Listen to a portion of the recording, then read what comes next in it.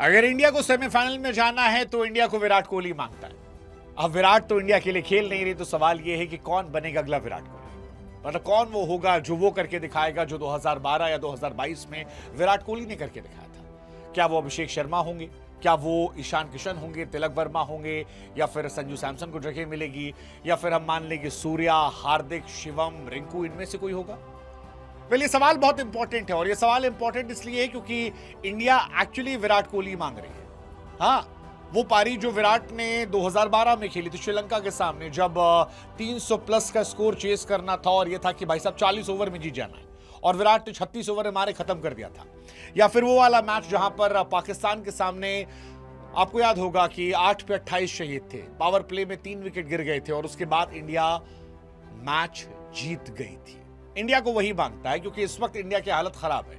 India survival mode पर है, और ज्यादातर एक्सपर्ट जो हैं वो ये कह रहे हैं कि सुपर 8 से इंडिया सेमीफाइनल में बहुत मुश्किल से जाने वाली है, क्योंकि साउथ अफ्रीका ने हमें 76 रनों से हराया है। हमारा नेट रन रेट -3.80 है, और 2 मुकाबले हैं। हालांकि मेरा यह मानना है कि कुदरत के निजाम की जगह इंडिया अभी भी चाहे तो विराट कोहली बनकर यहां से पॉजिटिव हो सकती है। मतलब बहुत टफ नहीं है, टफ है, लेकिन फिर वही कहानी, अगर आप वर्ल्ड कप जीतने का ख्वाब देखते हैं तो आपको चमत्कार करके दिखाना होगा, क्योंकि वैसे भी आप इस वर्ल्ड कप में 300 वाली टीम बनकर आए थे। इस वर्ल्ड कप में आप वो टीम बनकर आए थे जिसने कहा था कि औकात औकात का फर्क है, हम जुपिटर पर खेलते हैं बाकी अर्थ पर। और वही इंडिया अगर जिम्बाब्वे के सामने करती है तो फिर शायद हो जाए। मसलन इंडिया अगर पहले गेंदबाजी करती है और जिम्बाब्वे को 90 रन पर रोक देती है, और टारगेट जो है 9 ओवर में चेस कर लेती है, तो फिर नेट रन रेट में सडनली जमीन आसमान का फर्क आ जाएगा। लेकिन अगर टारगेट 150 तक पहुंचता है और इंडिया 11 ओवर के अंदर जीत दर्ज करती है तो भी थोड़ा होगा मुश्किल, लेकिन फिर भी हो सकता है, पॉजिटिव में हम आ जाएंगे। अगर जिम्बाब्वे जो है 180-200 बनाती है और इंडिया 12 से 15 ओवर में जाती है तो भी नेट रन रेट में सुधार होगा। लेकिन फिलहाल सुधार नहीं चाहिए, फिलहाल इंडिया को बवाल चाहिए। बवाल मतलब एक जबरदस्त उछाल, इतना बड़ा उछाल कि जिससे बूम बूम हो जाए। अब सवाल कि अगर इंडिया पहले बैटिंग करती तो क्या होगा। यहां भी कहानी वही है। मेरा तो मानना है कि इंडिया पहले बैटिंग करे और मार दे 300 रन, और 300 मारने के बाद जिम्बाब्वे जो है उसे 100, 120, 150 पर रोक दे। अगर इंडिया 150, पौने 200 से जीत जाती है तो फिर जो माइनस में है वो सडनली पॉजिटिव आएगा, और पॉजिटिव में भी हम ठीक ठाक ऊपर हो जाएंगे। मतलब 2012 में तो हमने यही किया था ना, श्रीलंका ने 320 बनाए थे, हम ये मान रहे थे कि इंडिया बाहर हो जाएगी। इंडिया को पता चल गया था कि भाई 40 ओवर में आपको मैच जीतना है, और सारी कहानी वहीं से निकली थी। लेकिन उस वक्त भी जब दुनिया कह रही थी कि भाई साहब 50 ओवर में 320 चेज नहीं होता, यहाँ 40 ओवर में कैसे चेंज करोगे, मतलब ये तो इम्पॉसिबल है, कोई हो ही नहीं सकता, सामने मलिंगा जैसा गेंदबाज है।